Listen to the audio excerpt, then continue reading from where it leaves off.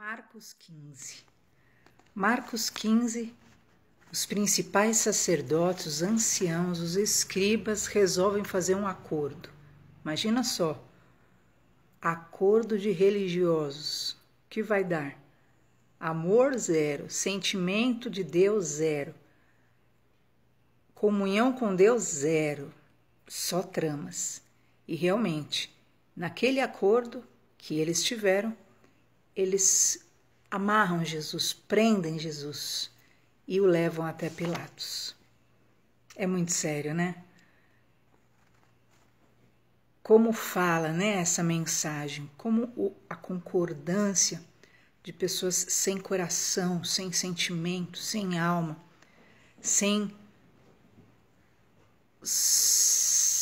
simplicidade, sem aquilo que é a concordância com o Senhor, o que é capaz de sair, né?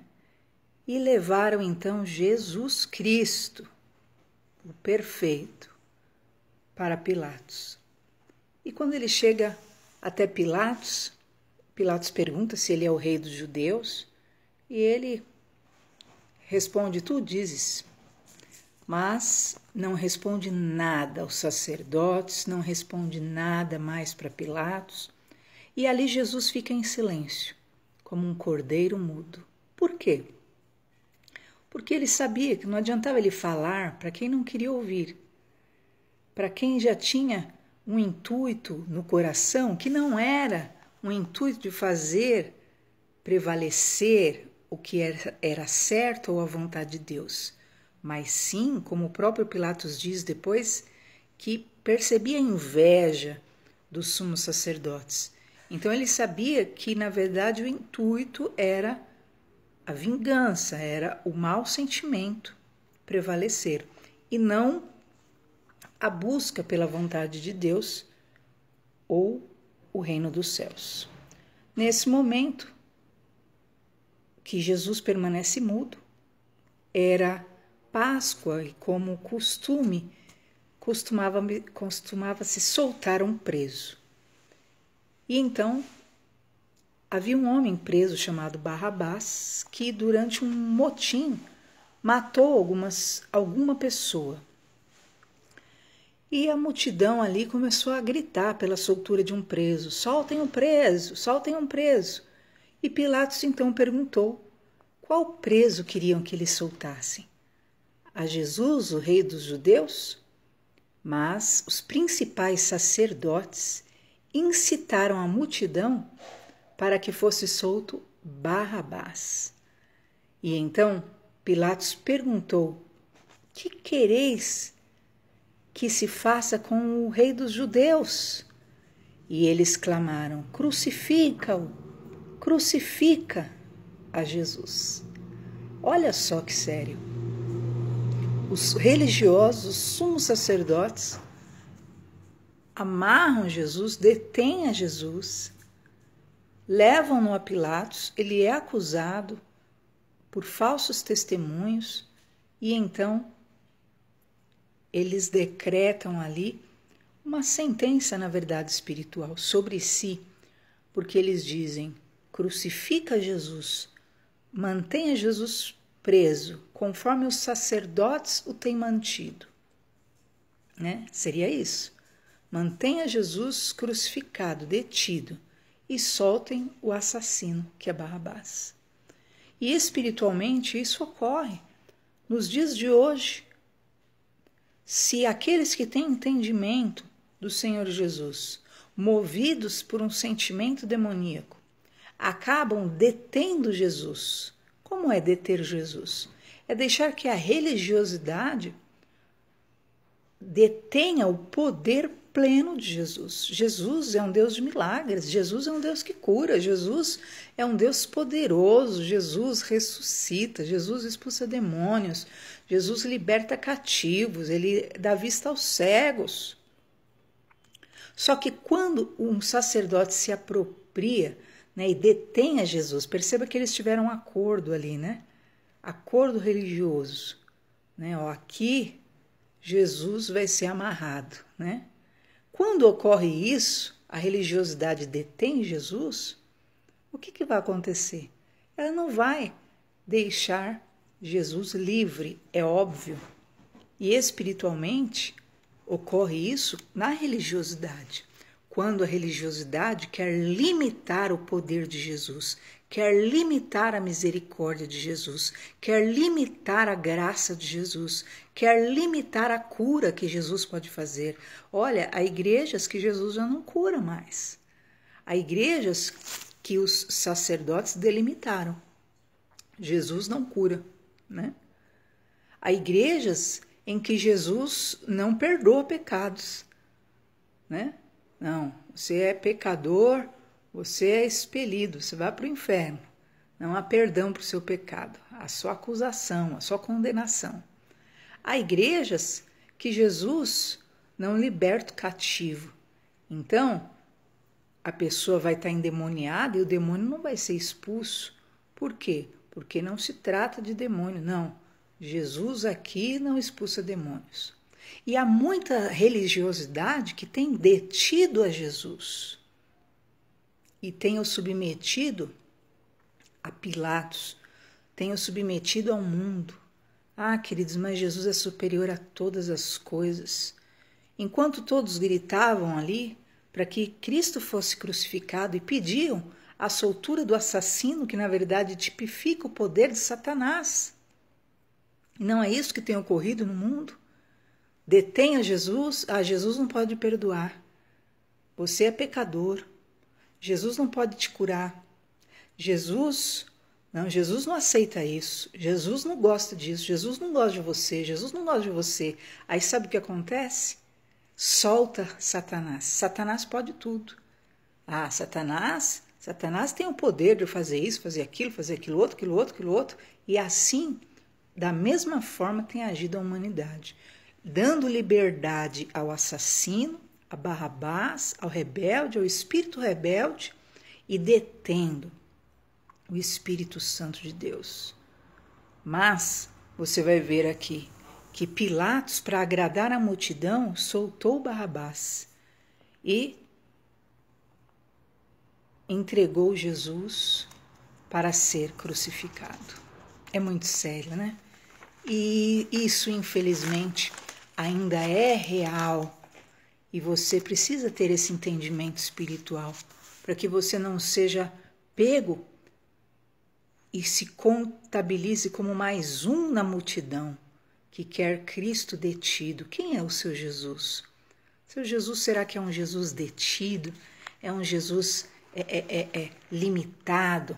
É um Jesus cheio de manias e de condições e limitações? Oh, queridos, Cristo é o Todo-Poderoso, o Deus de toda graça.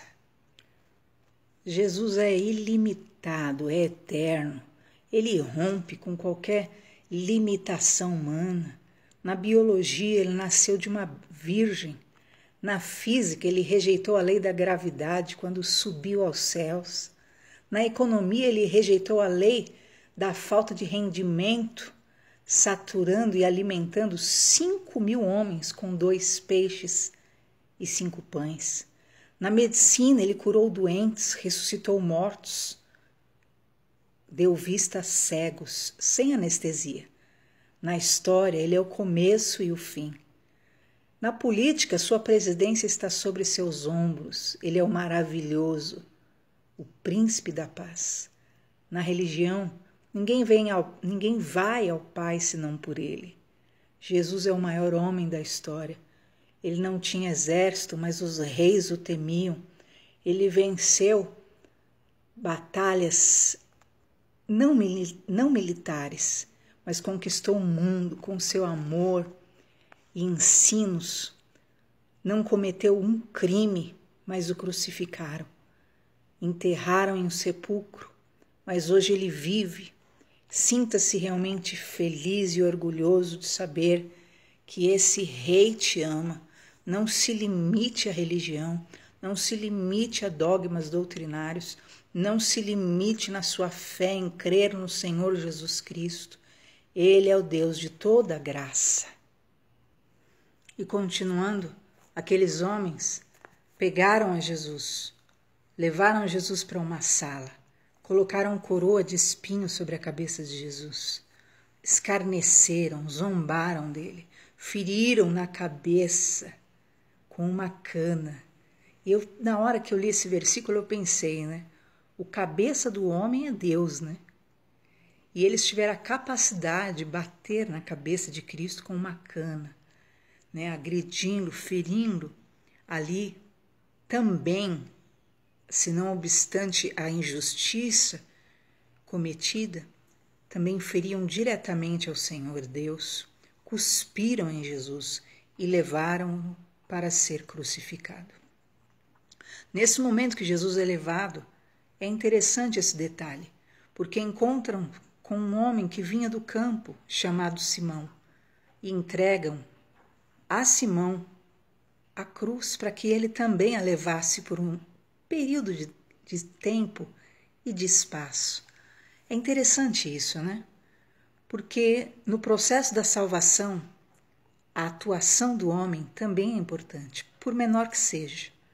Ainda que esse ser humano, né, julgue-se incapaz, mas ele, você, eu, todo ser humano tem parte no processo da salvação. Você precisa levar sua cruz. A cruz não é para sempre. Cristo não ficou crucificado para sempre. Ele ficou crucificado por um momento, por um período de tempo. Assim como você levar sua cruz envolve se submeter, talvez permitir ou suportar por um momento, por um período de tempo, uma dor, um peso, mas chegará a hora, sim, da sua glorificação, como ocorreu com Jesus. E aquele homem, Simão, simbolizou isso. O homem tem parte no processo da salvação, que é o aceitar, que é o levar a sua cruz e caminhar ao lado de Jesus. Simão ali caminhou ao lado de Jesus e, por fim, Jesus concluiu o processo da salvação. E diz então que tentaram entorpecer Jesus. Deram vinho com mirra para ele beber, mas ele não aceitou. Isso era para anestesiar. Muitas pessoas buscam anestesiar as suas dores, né? Com bebidas, com calmantes, com remédios, com drogas. E isso, na verdade, é uma fuga, porque a dor e o sofrimento são o quê? Os purificadores da alma.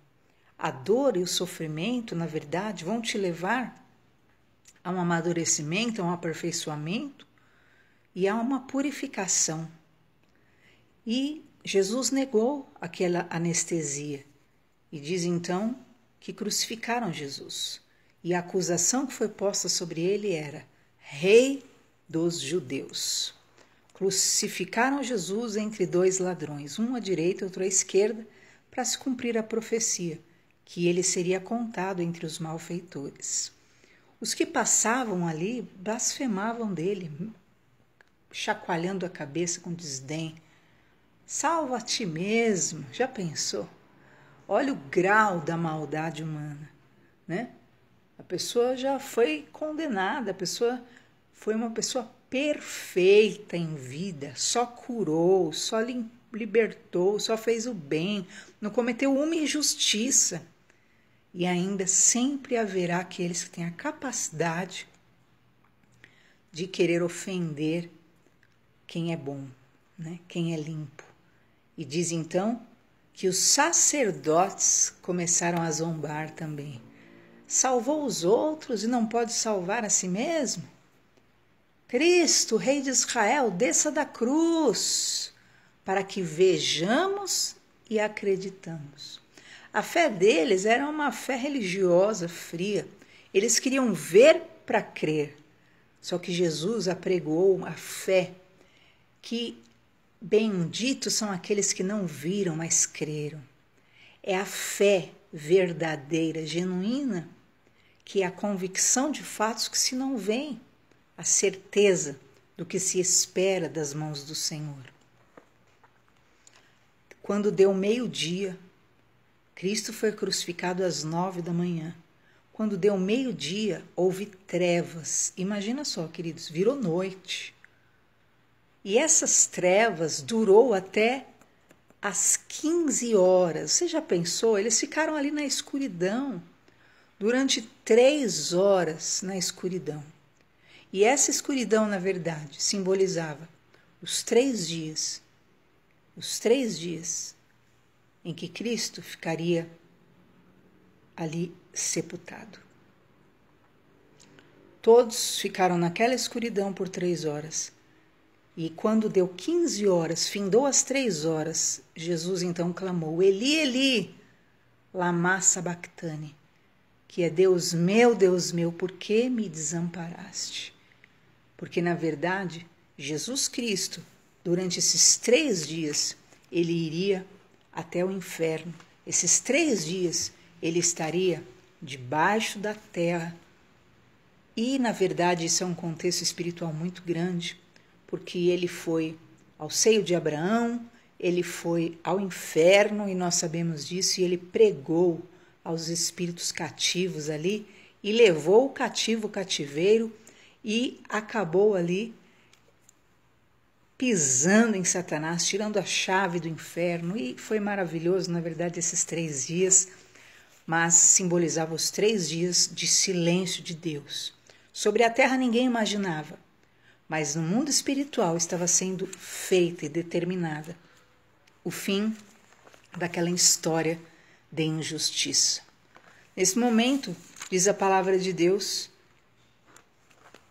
que José de Arimateia vai até Pilatos, pede o corpo de Jesus, pede para que pudesse sepultar o corpo de Jesus, e diz então a palavra de Deus que só Maria Madalena e Maria, a mãe de Tiago e de José, estavam de longe olhando. É interessante esse detalhe de Marcos, porque eles já agora, depois que Jesus morreu, Marcos já coloca que Maria não é mais a mãe de Jesus. Até porque Jesus disse: olha, João, eis a sua mãe, olha, Maria, esse é seu filho. A partir dali, Jesus não era mais o filho de Maria, porque Jesus já ressuscita como Deus.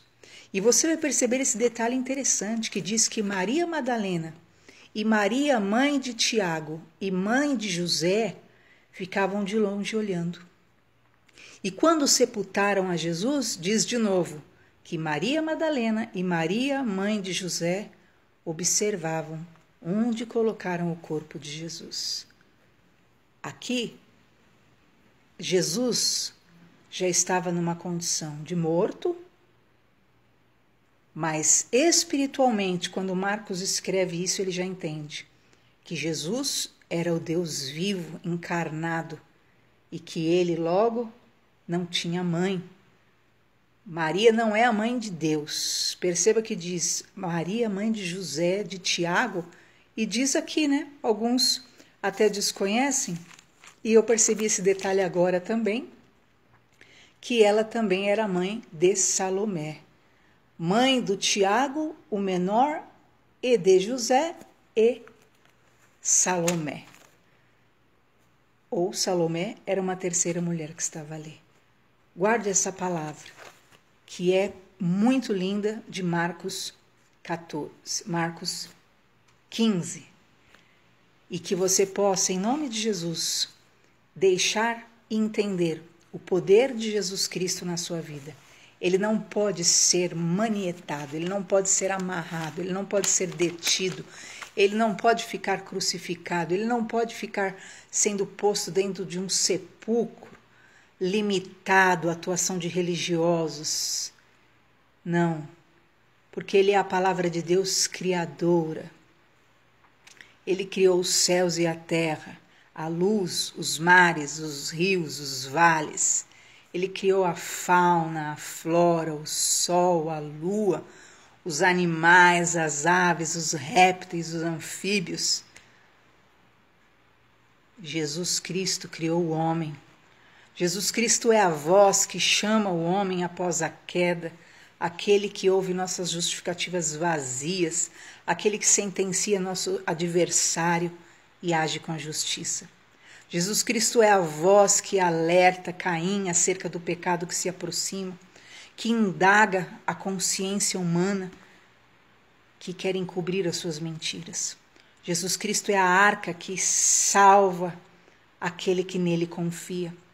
Ele é aquele que vem como um dilúvio para purificar a maldade, a violência e o pecado da terra. Jesus Cristo é o nosso inteiro Salvador. Ele é a luz que dissipa as trevas, o sacrifício feito para cobrir Adão e Eva depois do pecado. Jesus Cristo, ele tipifica o Abel que ofereceu o holocausto perfeito.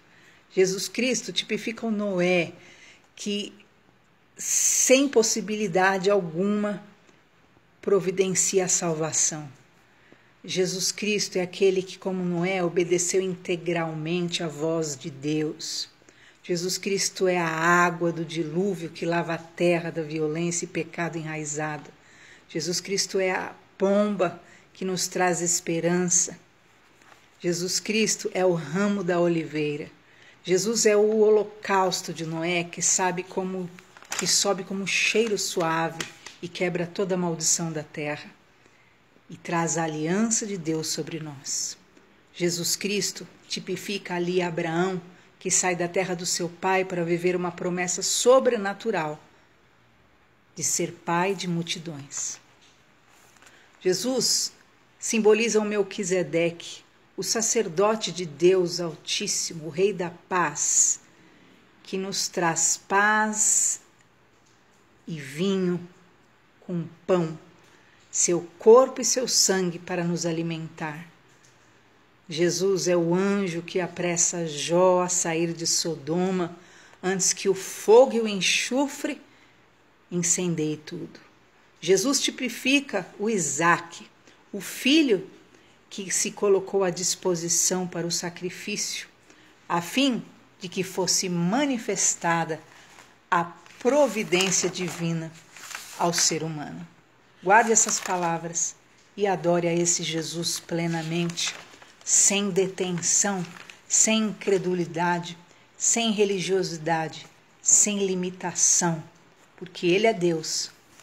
E sabe o que aconteceu com esse Jesus crucificado, que os sacerdotes quiseram deter, que queriam ver o assassino solto, que tipifica Satanás?